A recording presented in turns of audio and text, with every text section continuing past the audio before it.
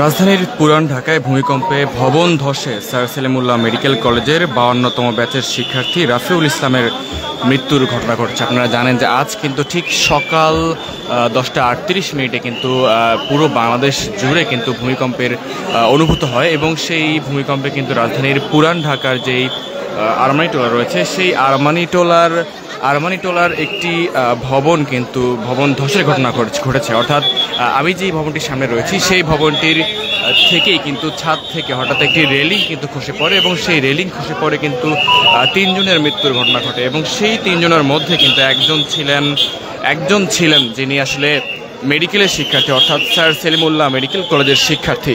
এবং জানেন যে আসলে জানা গেছে যে মূলত বংশালের যে কসাইটুলিতে আসলে পরিবারের সঙ্গে বসবাস করতেন রাফিউলের মায়ের সঙ্গে আসলে তিনি বাজার করতে যাচ্ছিলেন। অর্থাৎ যেই মেডিকেল শিক্ষার্থী মারা গিয়েছে সেই মেডিকেলের শিক্ষার্থীর নাম হচ্ছে রাফিউল এবং তিনি তার মায়ের সঙ্গে কিন্তু বসবাস করতেন এবং সেই সময় আসলে তিনি যখন বসবাস করতেন এবং সেই সময় তিনি তার মায়ের সঙ্গে বাজার করতে যাচ্ছিলেন এবং বাজার করতে যাওয়ার সময় এই ভবনটির রেলিং কিন্তু ধসে পড়ে এবং ঠিক সেই সময় তার মাথায় পড়ে আসলে তিনি ঘটনাস্থলে মৃত্যুবরণ করেন।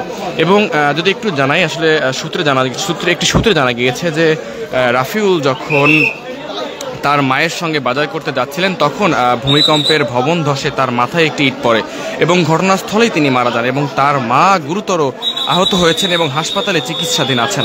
প্রত্যক্ষদর্শীরা যেমনটি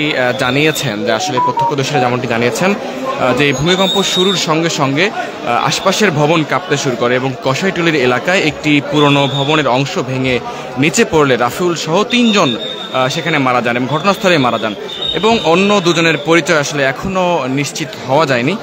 তবে মার্কিন আসলে একটি তথ্য জানিয়েছে, মার্কিন যে ভূতাত্ত্বিক জরিপ সেই জরিপে উঠে এসেছে যে রিখটার স্কেল সেই স্কেলে আসলে ভূমিকম্পের মাত্রা ছিল 5.5 এবং এর কেন্দ্রস্থল ছিল আসলে নরসিংদী।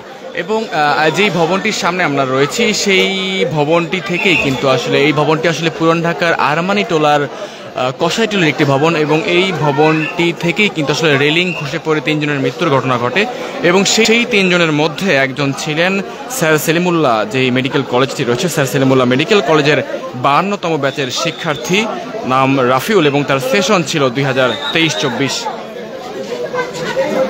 রাজধানীতে ভূমিকম্পের সময় ভবন ধসে স্যার সলিমুল্লাহ মেডিকেল কলেজের 52তম ব্যাচের শিক্ষার্থী রাফিউল ইসলামের মৃত্যু হয়েছে।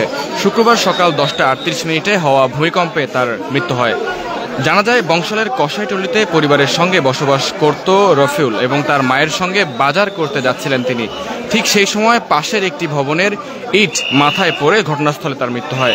মেডিকেল কলেজের একটি সূত্রে জানিয়েছে যে রাফিউল ইসলাম স্যার সলিমুল্লাহ মেডিকেল কলেজের 52তম ব্যাচের শিক্ষার্থী ছিলেন এবং তার সেশন ছিল 2023-24। একটি সূত্রে জানা গিয়েছে যে রাফিউল ইসলাম তার মায়ের সঙ্গে বাজার করতে যাচ্ছিলেন এবং ভূমিকম্পের সময় ভবন ধসে তার মাথায় ইট পড়ে এবং ইট পড়ে ঘটনাস্থলেই তিনি মারা যান। তার মা গুরুতর আহত হয়েছেন এবং তিনি চিকিৎসাধীন অবস্থায় রয়েছেন। প্রত্যক্ষদর্শীরা জানায় যে ভূমিকম্প শুরু হওয়ার সঙ্গে সঙ্গে আশপাশের ভবন কাঁপতে থাকে এবং কসাইটুলির একটি এলাকার একটি পুরনো ভবনের অংশ ভেঙে নিচে পড়লে রাফিউল সহ 3 জন মারা যান এবং ঘটনাস্থলেই সেই 3 জনের মৃত্যু ঘটে।